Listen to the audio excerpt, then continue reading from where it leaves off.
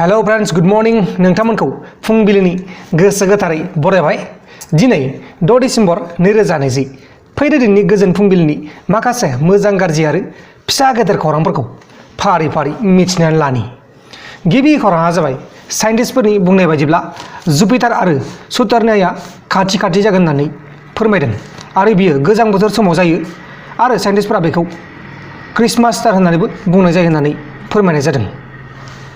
बी boys YouTube चैनलनि बिगोमा सन्जय बर'नि फैसा खावनाय केसनि दायनिगिरिफोरखौ हमनो थाखाय एसे सम नांबावगोन होननानै बुंनाय जादों।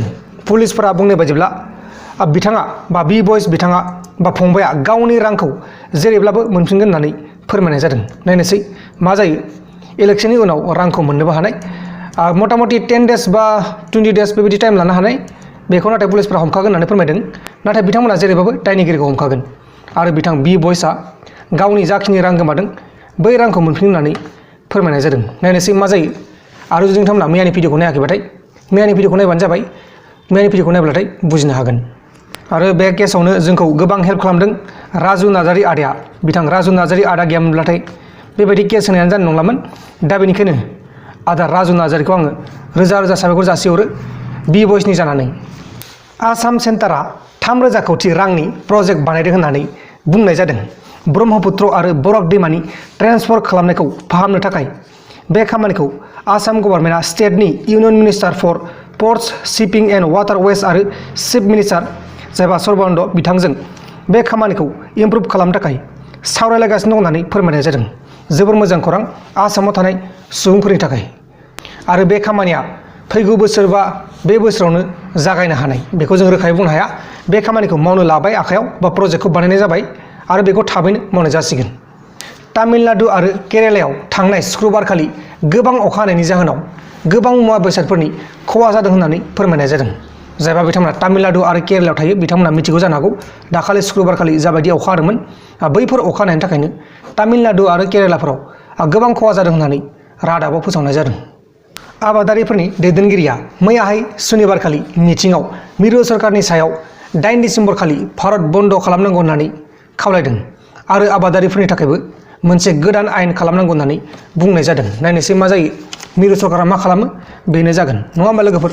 दासान्दि दासिमबो आबादारिफोरा सोमावसारगासिनो दङ आरो आबादारिफोरनि सायाव गोबां रिपर्टारफोरानो सापर्ट खालामगासिनो दङ। आंबो सापर्ट खालामदों गासिबो सापर्ट खालामदों। आसा खालामो बिथांमोननि जाखिनि सोमावसारनाय बैफोर सोमावसारनाया जाफुंथों होननानै।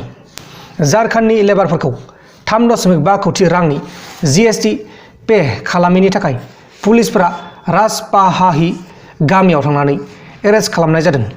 बिसोर लेबारफ्रा गासिबो एनरेगानि लेबारफोर दा बिसोरखौ पुलिसफोरा एरेस्ट खालामबाय आरो लासैनो बिगोमाखौबो एरेस्ट खालामनाय जासिगोन। आग्रा पुलिसा किडनेप खालामनाय बा किडनेप खालामजानाय सिख्लाफोरनिफ्राय 626 जन सिख्लाफोरखौ रैखा खालामनो हादों होननानै फोरमायथिनाय जादों आरो दा बिसोर जायबा सिख्लाफोर 626 जन बैसोर सिख्लाफोरा गाव गावनि न'खराव थांजोब्बाय होननानै मिथिहोनाय जादों।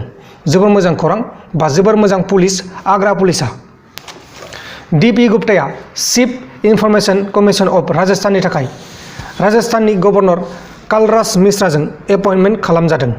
बे डिपार्टमेन्टनि मासिया 2019 मायथाइनि एप्रिल दाननिफ्रायनो खालि जानानै दंमोन आरो दा DP गुप्ताखौ बे मासियाव थिसननाय जाबाय। इन्डियान एयार फर्सआ थांनाय शुक्रबारखालि दावहानि थाखाय रेडि जानो थाखाय 10टा टेस्ट फिरिंसनि टेस्ट खालामनाया जाफुंसारदों। दा बे टेस्ट खालामनाया सोलिगासिनो दङ दावहानि थाखाय रेडि जानो थाखाय। अब्ला दानिया फैदो जोबथारनाय खौराङानो जाहैबाय मध्य प्रदेशआव बिसिया ना हमनो थांनो नागिरनायनि बादा होनायनि थाखाय बा दायाव फिसाया पेट्रलजों लुफबनानै सावदों। बुरजा अर खामनायनि जाहोनाव बिसिया बे जाथायसालियावनो जिउ खोमानांदों होननानै खौराङाव फोसावनाय जादों। जोबोर दुखुनांथाव खौरां। बेबायदिनो जाथाया जोंनि बे भारत हादराव जागासिनो दङ सानफ्रामबो जायानो होनजायो नाथाय दासान्दि एसे खममोन आरोबाव दिनैहाय बेबायदि खौरांखौ मोननाय जाबाय। लोगोफोर दिनैनि फुंबिलिनि माखासे मोजां गाज्रि आरो फिसा गेदेर खौरांफोरा बेखिनिल'मोन। जुदि नोंथांमोना आंनि बे भिडिअखौ मोजां मोनदों अब्ला भिडिअखौ शेयार खालाम नोंथांनि लोगोनो आरो नोंथांमोना मोनसे भिडिअ देखायनि बे भिडिअखौ नायबानो जाबाय। दैसा बारनायनि जारौ सिख्ला मेगन बेस्रां नोङो जानजिसे रेखा दै मद' खानाय रुंबां नोङो।